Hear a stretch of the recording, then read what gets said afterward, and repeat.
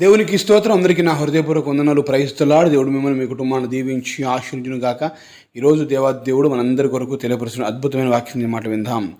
యోహాను సువార్త 2వ అధ్యాయం 24వ వచనము. అయితే యేసు అందరినీ ఎరిగినవాడు గనుక ఆయన మనుష్యుని ఆంతర్యమును ఎరిగినవాడు. దేవునికి సమస్తమేమి కలుగును గాక. చక్కటి వాక్య ధ్యానాన్ని దేవుడు రోజు మనకు తెలియపరుస్తూ ఉన్నాడు. దేవుడు అందరి తెలుసు, ఆయనకు అందరి ఆంతర్యము కూడా తెలుసు. అందరినీ ఎరిగినవాడు. మనుషుని యొక్క ఆంతర్యం అంటే అంతర్భాగం లోపల, హృదయం లోపల ఉన్నది. నాకు తెలుసు అంటే ముఖ పరిచయం ఉన్న వాళ్ళు నాకు తెలుసు అంటారు. మరి వాళ్ళ హృదయం లోపల ఏమన్నా చెప్పగలుగుతారా? మనుషులు చెప్పలేరు. కానీ దేవుడు అంటున్నాడు, వారి ముఖము తెలుసు, వారి పని తెలుసు, వారి క్రియ తెలుసు, వారు కూర్చునుట, లేచుట, పడుకునుట, మాట్లాడుట ఎక్కడున్నది, వారి ఆంతర్యముని ఎరిగినవాడు నేను, నాకు తెలుసు అనే విషయాన్ని దేవుడు ఈరోజు నీకు చెబుతూ నేను ధైర్యపరుస్తున్నాడు. ప్రియ సహోదరి సహోదరుడా, దేవునికి తెలుసండి నీ సమస్తము, నీకున్నటి సమస్త విధమైన బాధ, బలహీనత, అనారోగ్యము, కుటుంబ సమస్యలు, ఏదైనా ఏ సమస్యతో పోరాటం చేస్తున్నావు ఆ సమస్య నా దేవునికి సమస్తం తెలుసు. ఎందుకంటే ఆయన దేవుడు కనుక, సత్యమే ఇది. ఆయన మనుషుని ఆంతర్యం ఎరిగినవాడు. ఎలా తెలుసుకోగలుగుతాడు? లోపల నుంచి ఎలా తెలుసుకోగలుగుతాడు? లోపల వాడు ఏమనుకుంటున్న మనుషుల నుంచి ఎలా తెలుసుకోగలుగుతాడు? ఆయన దేవుడు, సృష్టికర్త. ఆయన సృష్టిలో మనం ఒక భాగం అంతే. ప్రియ సహోదరి సహోదరుడా, నీ హృదయంలోని బాధ ఎవ్వరు చూడకపోయినా కానీ దేవుడు చూస్తున్నాడు. బయటికి మాత్రం అందరి ముందు నవ్వుకుంటూ తిరిగినట్టు కనపడుతూ ఉంటావు కావచ్చు, కానీ లోపల హృదయంలో ఎంతో బాధ ఉంటుంది, ఎంతో వేదన ఉంటుంది. అది మనుషులు నువ్వు నవ్వుతున్నావు అని చూసి, నిన్ను చూసి మంచిగా హ్యాపీగా ఉన్నాను అని మనుషులు అనుకుంటారు. కానీ హృదయంలో ఉన్న బాధను చెప్పగలుగుతారా? దేవుడు ఆ హృదయంలో ఉన్న బాధను కూడా చూసే దేవుడు. ఈరోజు ఏ సమస్యతో బాధపడుతూ బయటికి మాత్రం ఏదో చక్కగా హాయిగా ఉన్నానని స్మైల్ ఇస్తూ ఉంటున్నావు కావచ్చు నలుగురిలో, కానీ 4 గోడల మధ్యలో నీకున్న సమస్యను బట్టి నువ్వు ఎంతో దుఃఖపడుతున్నావు. అయితే నీ బాధ అది నీకే తెలుసు. తదుపరి యేసుక్రీస్తు దేవునికి తెలుసు. నీ హృదయంలోని బాధ ఎవరు చూడకపోయినా, ఆ బాధ ఎవరు పట్టించుకోకపోయినా, నీ సమస్య తీర్చబడకపోయినా కానీ దేవుడు చూస్తున్నాడు నీ హృదయాన్ని, దేవుడు చూస్తున్నాడు నీ యొక్క సమస్తాన్ని. ఈరోజు చక్కటి విషయాన్ని దేవుడు మనకు తెలియపరుస్తున్నాడు.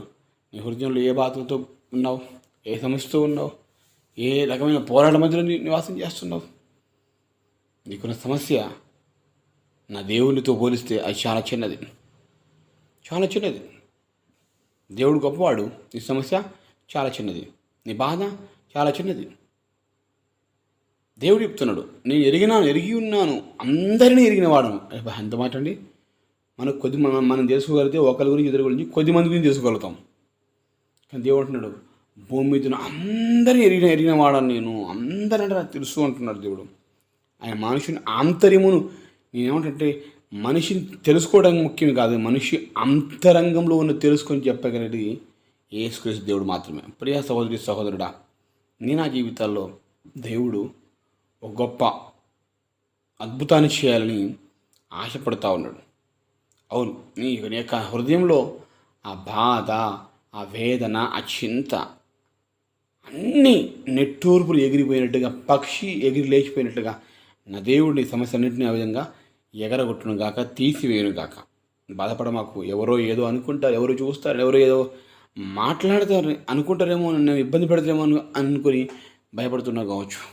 ప్రియ సహోదరి సహోదరుడా, నీ సమస్య ఏదైనా నా దేవుడు తప్పక తీర్చి నీ కుటుంబంలో సంతోషాన్ని, సమాధానాన్ని, ఆరోగ్యాన్ని, ఆశీర్వాదాన్ని, ఐశ్వర్యాన్ని దేవుడు కలుగునట్లుగా, దేవుడు మీకు అవన్నీ దయచినట్లుగా చేయునుగాక.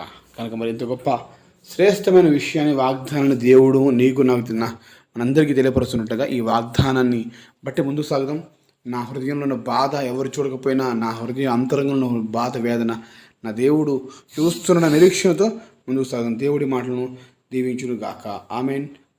ప్రార్థన. మహోన్నతుడ, మహాగణ, వందనాలు, స్తోత్రం చేసిన తండ్రి, మా హృదయంలో బాధ ఎవరు చూడకపోయినా కానీ నీవు చూసే దేవుడు ప్రభా. గుండె బరువెక్కుపోయిన స్థితిలో, వేదనతో కుమిలిపోయిన స్థితిలో ప్రభా తండ్రి, మా జీవితాల్లో నీవే సహాయం వేడుకుంటాం. కందించండి, కాపాడి రక్షించండి. స్థిరపరచని బలపరిచి ఎంతో ఆశ్రయించండి. నీ కృపలో నీ నా మహిమార్థమైందని బట్టి వాడుకున్న సహాయం దయచేయమని ఈ దినమంతా అయా ప్రభాతం మా యొక్క హృదయంలో నుండి ప్రతి సమస్య ప్రతి బాధను బట్టి అయా మేము దుఃఖపడకుండా నీ వైపు చూస్తూ ముందుకు సాగే భాగ్యం దాయిచ్యమని మమ్మల్ని మేము తగ్గించుకుంటూ మీ నామాన్ని మాత్రమే హెచ్చిస్తూ నజరైన యేసు శ్రేష్ఠ నామంలో కృతజ్ఞతలతో అడిగి వేడుకొని పొందుకుంటున్నాం మా ప్రియా పరలోకమున్న తండ్రి. ఆమేన్.